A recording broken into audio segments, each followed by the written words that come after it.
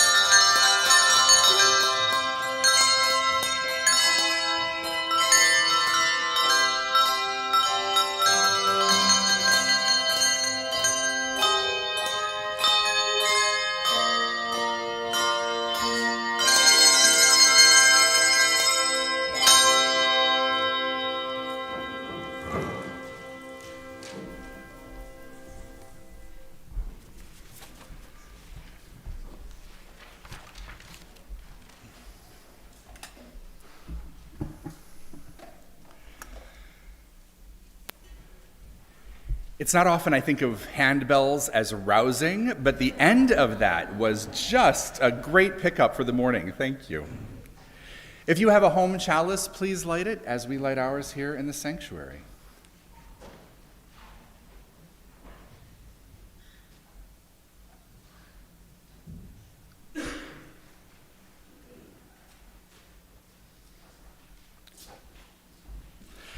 And we light this chalice as so many other chalices and so many other congregations are lit this morning. This path is one that we share on our journey toward greater love, greater care, greater awareness, greater justice, greater kindness. May we be all transformed for the good, together, traveling through all our days with faithful companions along the way. Our worship begins. Let us join together in singing our opening hymn. It's number 183 in the gray hymnal. Number 183. Please rise in body or in spirit as we sing together.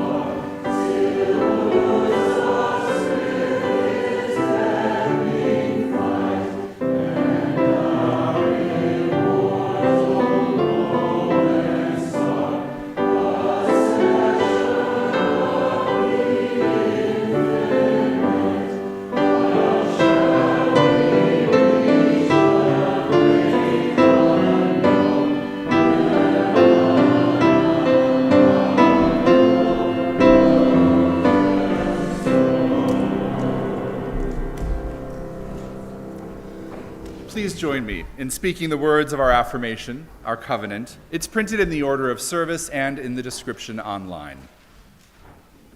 Love is the spirit of this church, and service is its law. This is our great covenant, to dwell together in peace, to seek the truth in love, and to help one another. Please be seated.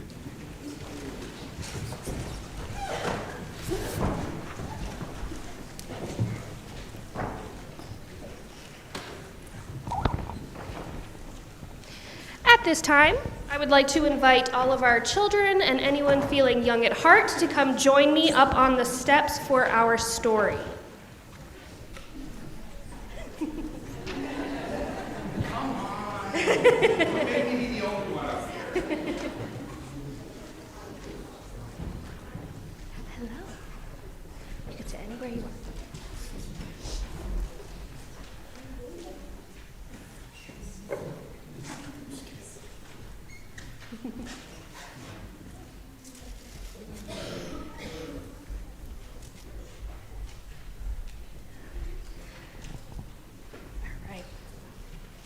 So today I want to talk about a big word, and that word is transformation.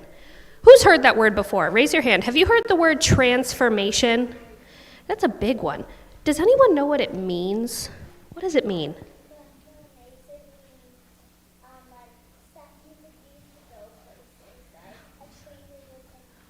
Ooh, you are so close. That's transportation, but you are very close. Transformation and transportation sound very similar to each other. What does transformation mean? Changing into something else. So the technical definition of transformation is a thorough or dramatic change in form or appearance, which is just a really fancy way of saying changing from one thing to another. Can you think of an animal that goes through a transformation? A butterfly. Butterflies go through a transformation. They start, what do they start as?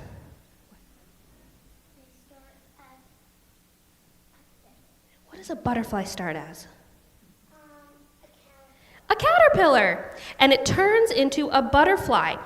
Who knows the word for a butterfly's transformation? It's a really big word, and it starts with an M. Ooh, you're close. It turns into a chrysalis. You're right. What's the word for their transformation? It's a big one. Metamorphosis. Nice job. Metamorphosis is another word for transformation. When a caterpillar becomes a butterfly, first it enters its pupa stage, which is a chrysalis. Who's seen a chrysalis before? Yeah, have you seen one before? What do they look like? They look just like kind of like a little pine cone on a tree, and then they break right out and turn into a butterfly. Yeah, they do. They look kind of like a pine cone on a tree. You're right. They make a little, it's like a little hard shell. Once the caterpillar is inside of its chrysalis, the caterpillar completely dissolves. Did you know that? It completely dissolves. It turns into goo. Have you heard that before? Yeah, the caterpillar turns into goo, and from that goo, it forms all new wings and legs and organs. Does that sound like it might be painful to completely dissolve and form an entirely new body? Yeah. That sounds like it would be kind of painful. Does that seem like it might be kind of messy? Yeah. Painful, messy. That seems kind of intense, don't you think? Yeah, it could be. But at the end, a beautiful new butterfly comes out of the chrysalis. Butterflies come in all shapes and sizes and colors, and they're all very beautiful. What are some colors of butterflies that you've seen before? Orange and black, absolutely. What else? You've seen an orange one. What other color butterflies have you seen before?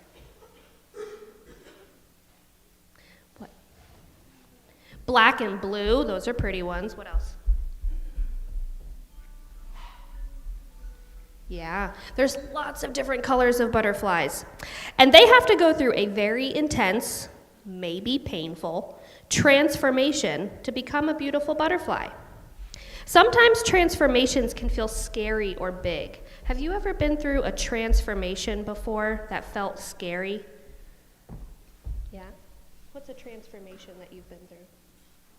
What's a change that you've had to go through? Yeah. Sometimes things happen in our lives that can be big or scary, like starting a new school, right? Or going to a new church for the first time, right? Those are big transformations, and they can be kind of scary, right? And maybe growing up and getting taller, that could be kind of painful sometimes, right? If your bones are growing. But at the end, it turns into something beautiful, just like a butterfly.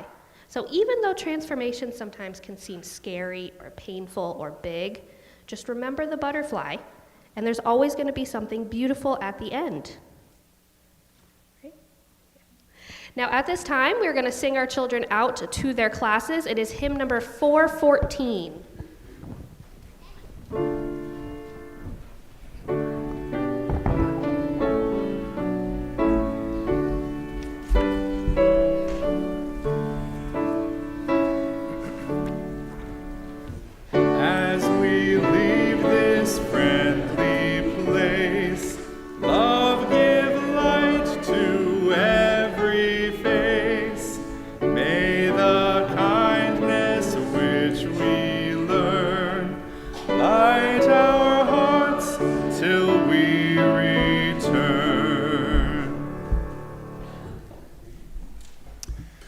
Our offering, the sharing of our resources for our shared work as a religious community, is a spiritual practice for us.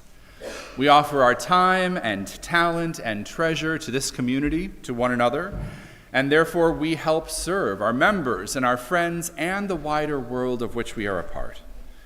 And so in that service, we share our general offering each week with organizations out in the world that do work that brings us ever closer to creating beloved community. This month, we share our offering with the South Park Inn. Founded in 1982, the South Park Inn is a homeless shelter and homelessness services organization that serves the greater Hartford community. Working closely with health and human services partners, they help people experiencing or at risk of homelessness. They provide services that are flexible, diverse, and creative, working with each guest to find a housing solution customized to their unique needs. To give to our offering today, you can use the QR codes in the order of service, the links in the description online or those on our website, and here in the sanctuary, our offering will now be gratefully received.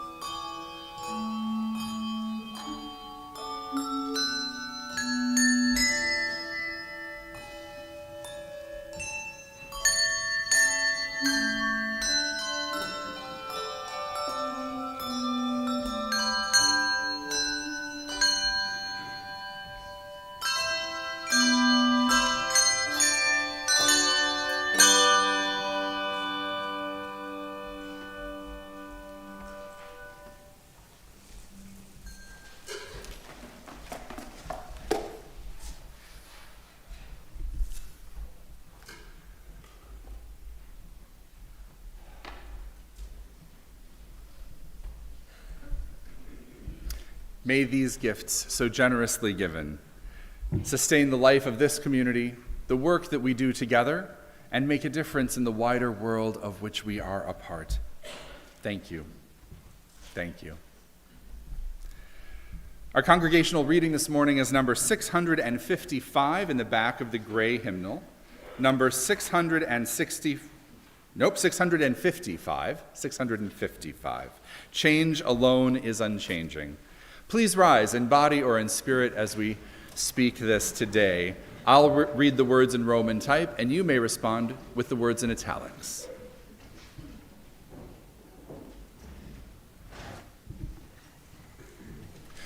Whoever wishes to know about the world must learn about it in its particular details. Knowledge is not intelligence. In searching for the truth, be ready for the unexpected. Change alone is unchanging. The same road goes both up and down. The beginning of a circle is also its end. Not I, but the world says it. All is one. And yet everything comes in season. We'll join in singing our doxology. It's in your order of service and the description online.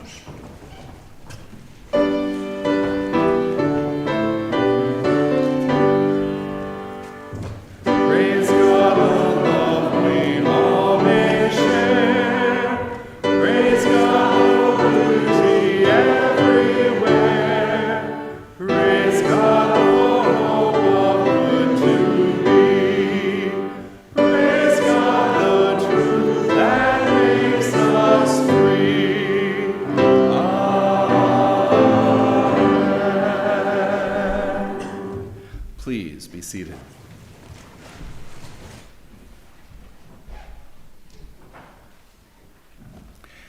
As we begin our time of prayer and meditation today, none of you have shared anything with me that needs to be shared among our wider community. At least I haven't heard of anything. That doesn't mean that your lives aren't full and interesting, sometimes challenging and sometimes delightful. So let us hold one another in our hearts today and always. Let us also hold the wider world in our hearts and minds. Continued prayers and concern for Los Angeles and the people impacted and the land impacted by the fires there. Let us continue to hold hope for the ceasefire in Israel and Gaza, hoping that that calm expands and turns into justice. Let us also hold ourselves and our nation in our thoughts and prayers and concerns as we continue to go through the ongoing adjustments and changes of governmental administration, conversations about who we are to be as a community, as a nation. For some of us, it is very stressful. For some of us, it leaves us wondering what exactly is happening, what these competing ideas for our future will turn into. And so let us offer ourselves and one another grace and kindness, knowing that anxiety is present for many of us, and that we're not always all at our very best. Let us remember to hold one another in kindness and love, so that we can continue to build the world that we believe in, no matter what it is that's happening beyond us. Please join me in a moment of prayer. We long for the world to be a place where goodness prevails, where the contributions of all are recognized and valued, where no one is abused or diminished by another. We believe that this world is a place where, through real and meaningful work, we can bring this world ever closer to the ideals that we hold. So let us remember that we're not alone in this. That if the world is in dire shape now, people have experienced that before. That hardships have come and gone, and people have lived through it. let us take comfort in the knowledge that these times might be uncertain, but that means that they are also filled with possibility. We are surrounded by opportunities to make the world better, to volunteer, to be kind, to organize, to lead, to insist, to give, to share, to smile, to love.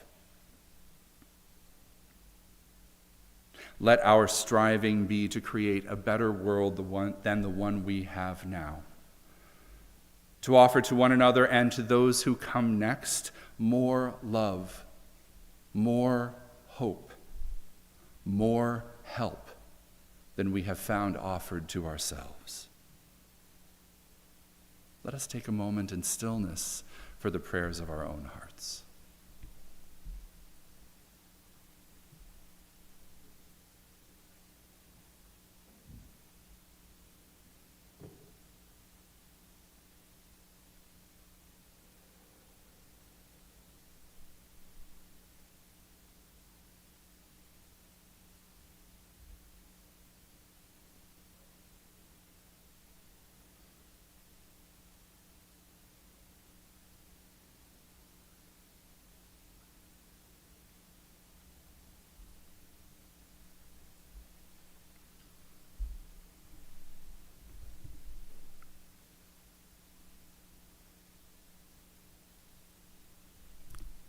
In the work of transforming the world and ourselves, let us rely on the spirit of life and love that exists within and among us. This community of support that we call into being together. The mystery of being that spins us into awareness, finding the strength to change the world and live in it with and for one another. May it be so. Amen.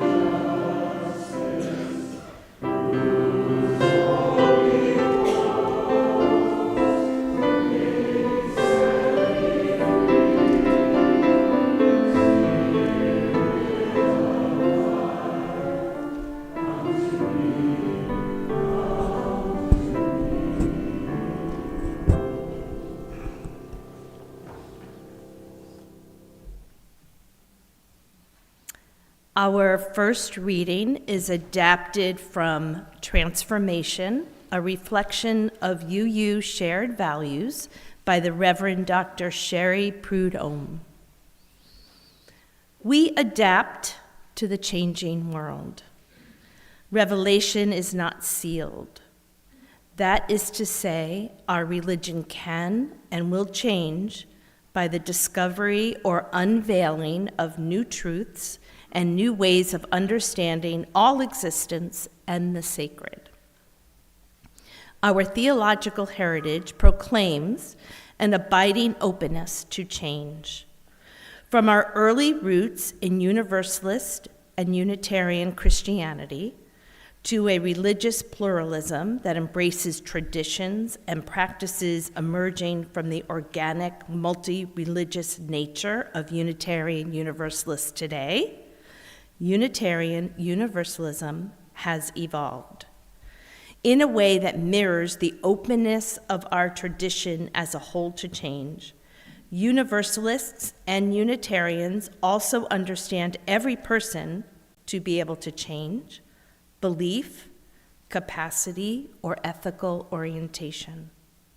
Early Unitarians and Universalists moved towards an emphasis on drawing out the capacities, insights, questions, and understandings of children and adults.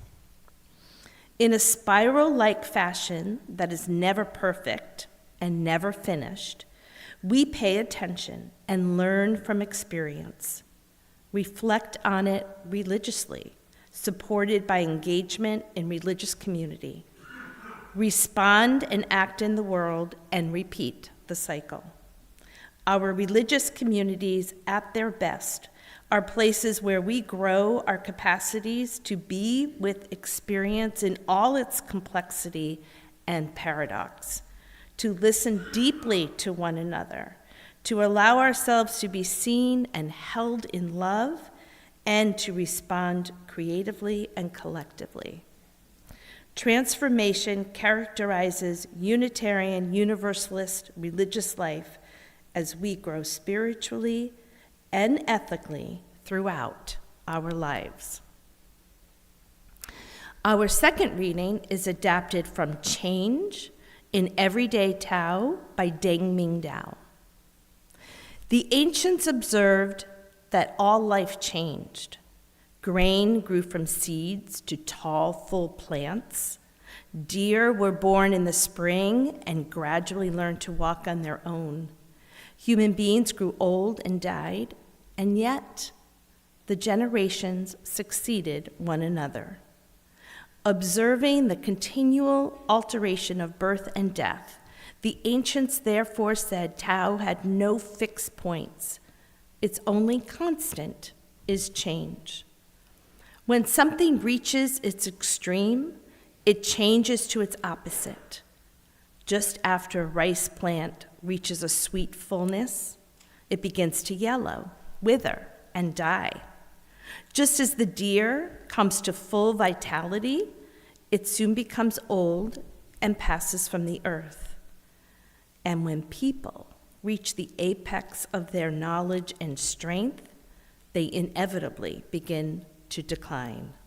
Thus, it is that Tao is movement, and that movement is marked by constant change.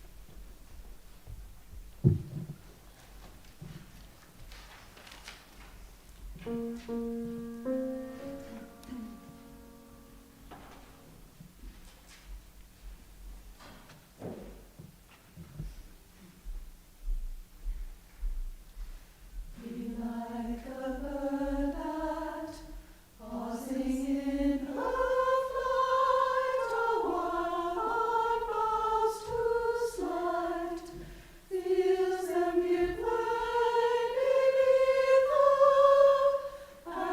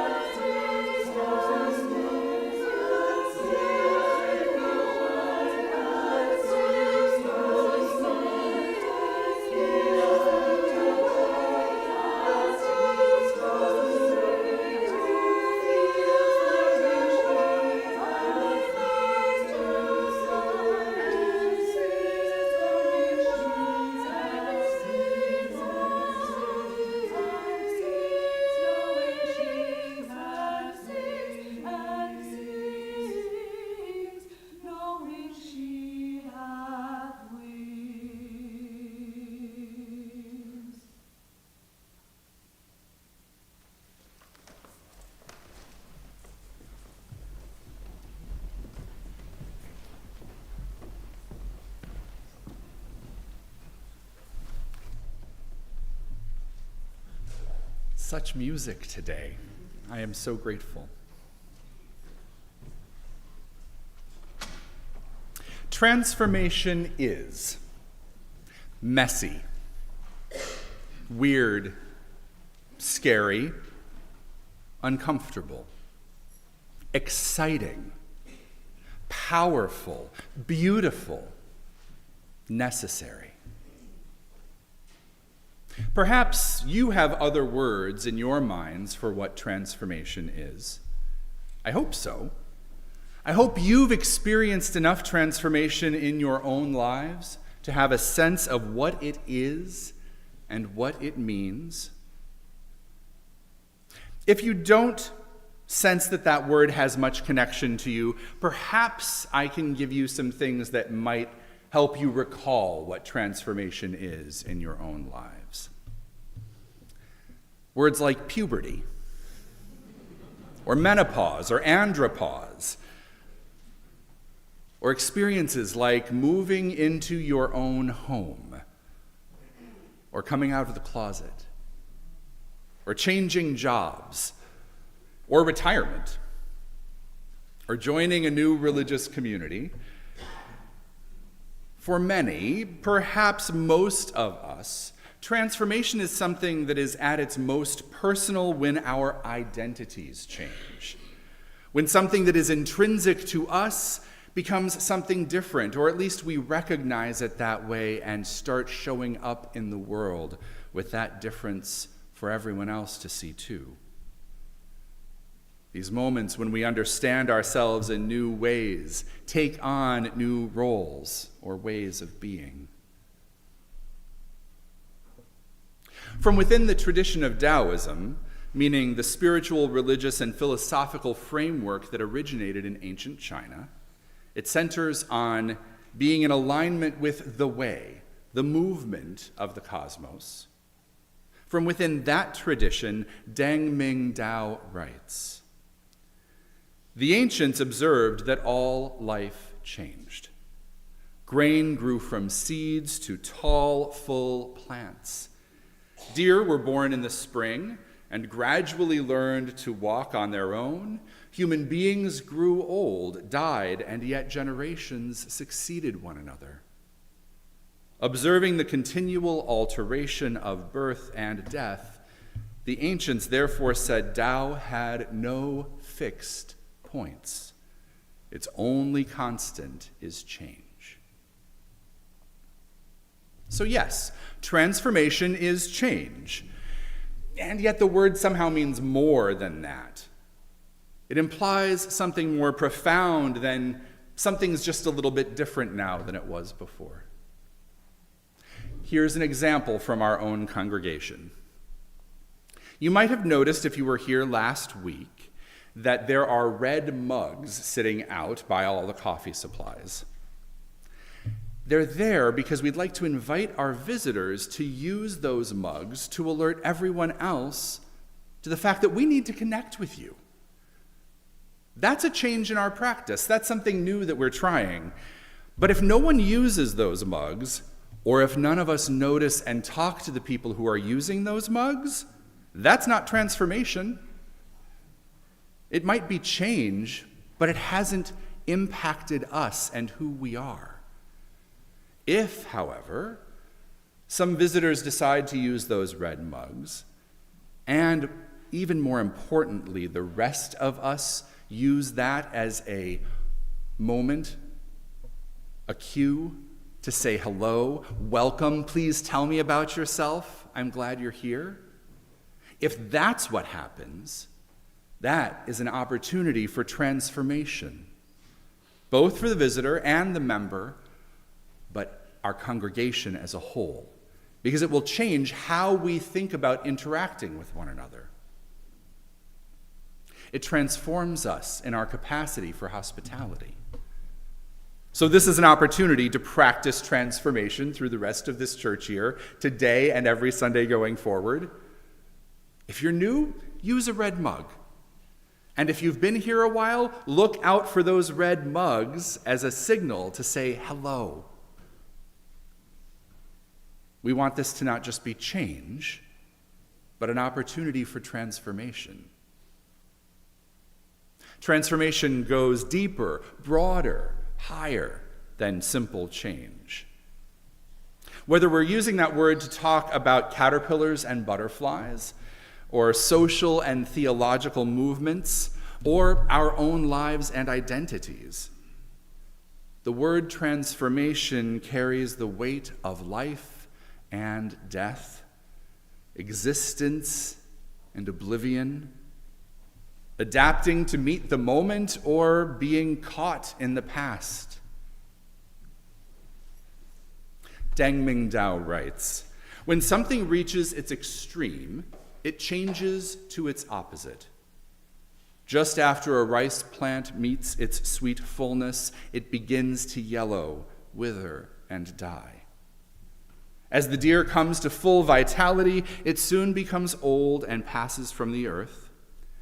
And when people reach the apex of their knowledge and strength, they inevitably begin to decline. Thus it is that Tao is movement, and that movement is marked by constant change." I have to editorialize a little bit here. Invariably begin to decline? Rude! And honest. There is no peak that does not have a valley on the other side. Everything goes up and down. Every road goes up and down. Everything goes through pendulum swings. Change alone is unchanging. But sometimes, change can become transformation, where we are no longer playing by the same rules, no longer caught in old frameworks. Maybe we can imagine this so-called decline as an opportunity to learn new things, to exist in new ways, to stop doing things that don't carry meaning or value any longer and find a new way to be that feels right for now. And I think this is why the Article 2 Commission, the UUs who drew on our past in combination with contemporary conversations to offer us a new articulation of our covenant, chose the word transformation rather than change or evolution or something like that. Because transformation implies a radical reorganization of that which is transformed. It is a theological word. It's a spiritual word. It tells us that Unitarian Universalism, our religion, understands that it has a role to play in supporting and guiding and encouraging the kind of change that has the potential to bring about a better world within, among, and beyond us. As Sherry Prudhomme tells us in her reflection on these new shared values, we adapt to the changing world. Revelation is not sealed. That is to say, our religion can and will change by the discovery or unveiling of new truths and new ways of understanding existence. Our heritage proclaims an abiding openness to change. Transformation characterizes our religious life as we grow spiritually and ethically throughout our lives. This could not be more true as far as I am concerned. Revelation is not sealed. We have an abiding openness to change. We are never perfect and never finished. Transformation characterizes our religious life. So I want you to take a moment. Think back to some of those transformations I mentioned before, perhaps, or some that you are also aware of, maybe some that you are in the midst of even now. think about what transformation is.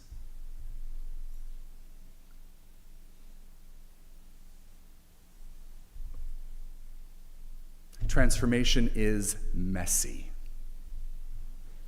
This is one of my favorite images, one of my favorite metaphors, especially to share with kids, because grossness is usually pretty cool, but also because it's just so honest.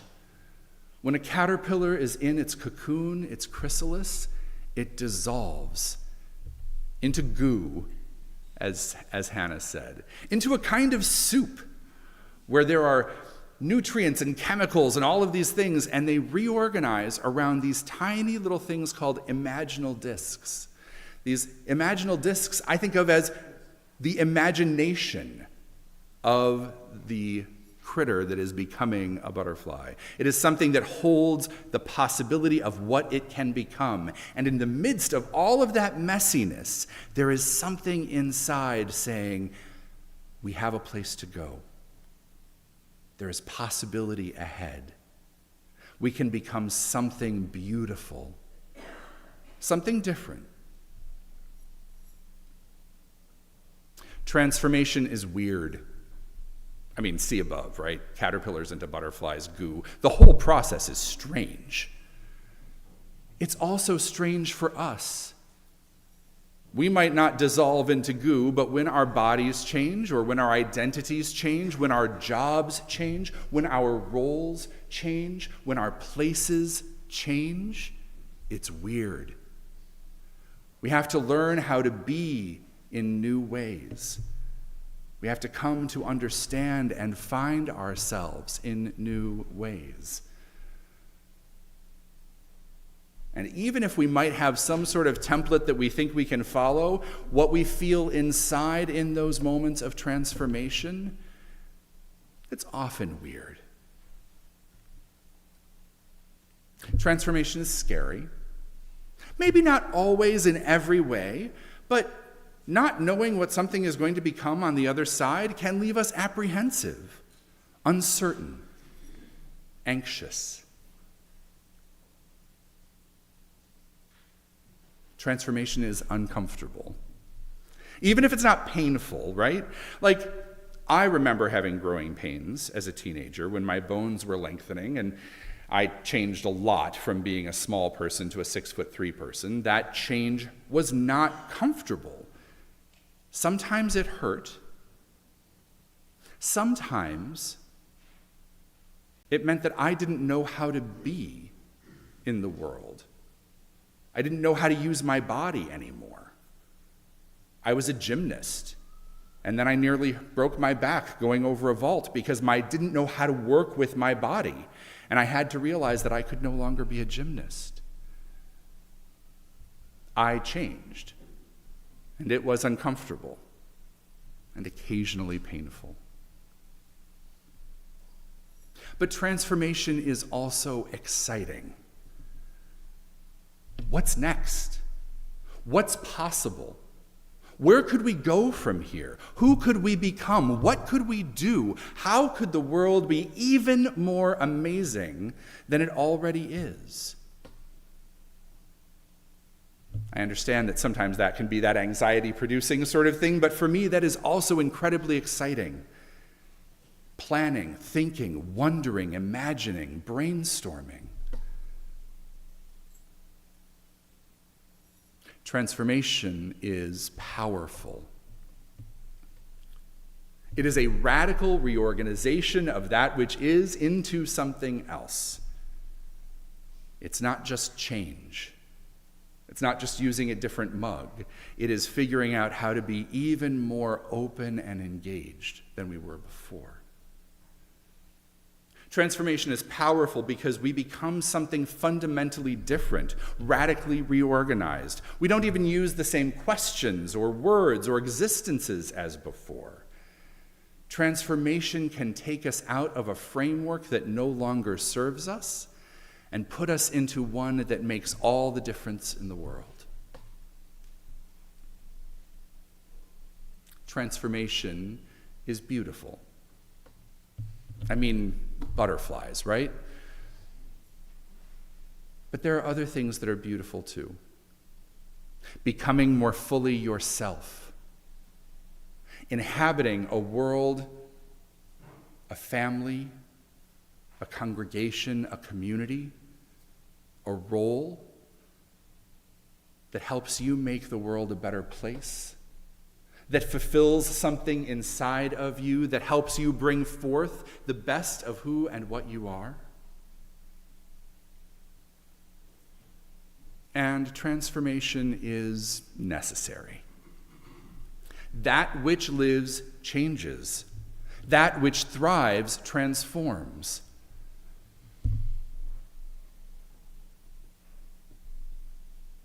If things aren't changing, they are dead.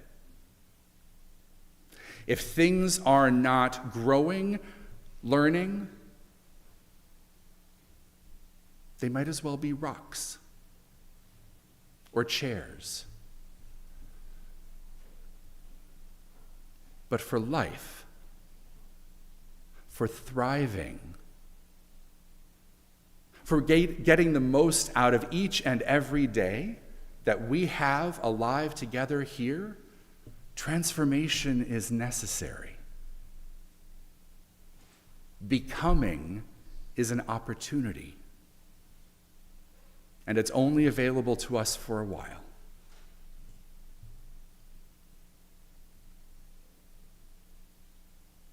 This is why transformation has become one of these new shared values that the UUA is using as part of the covenant among our congregations. But more importantly, this is why transformation is actually at the core of existence and life itself.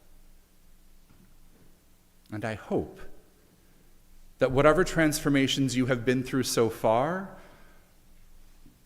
will have in the future, or perhaps are in the middle of right this very moment, you will find a way to appreciate them, even when they're messy and weird and scary and uncomfortable. Because on the other side are things that are exciting and powerful and beautiful and necessary. May it be so. Let's take a moment together in stillness to remember our own transformations, those in the past. Consider what they are now or what they might become.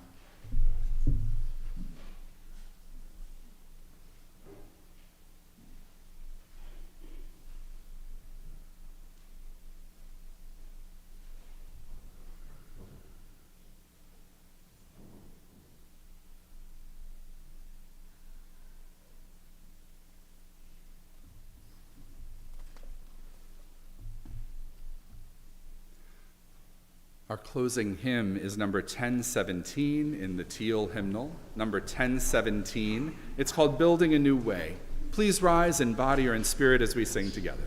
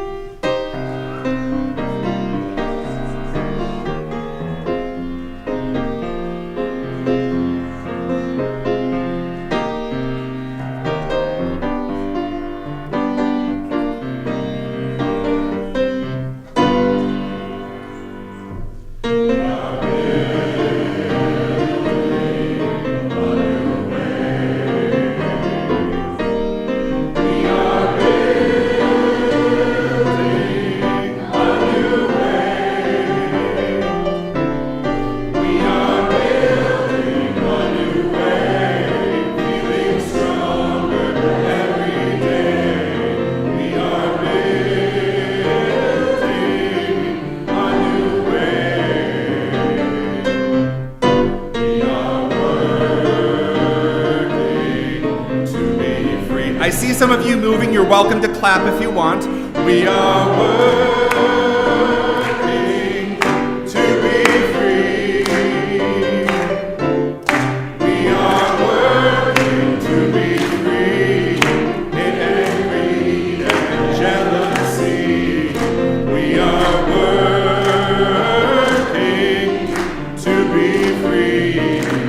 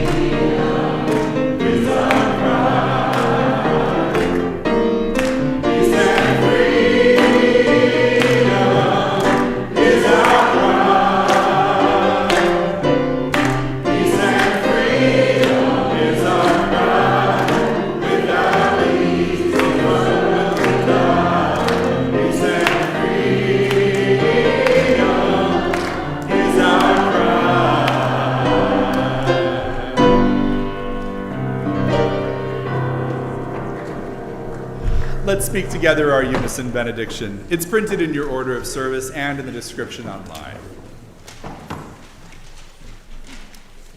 Engage with the world in peace. Have courage. Hold on to what is good. Return to no person evil for evil. Strengthen the faint-hearted. Support the weak. Help the suffering. Honor all beings. And please be seated and remain for our priest.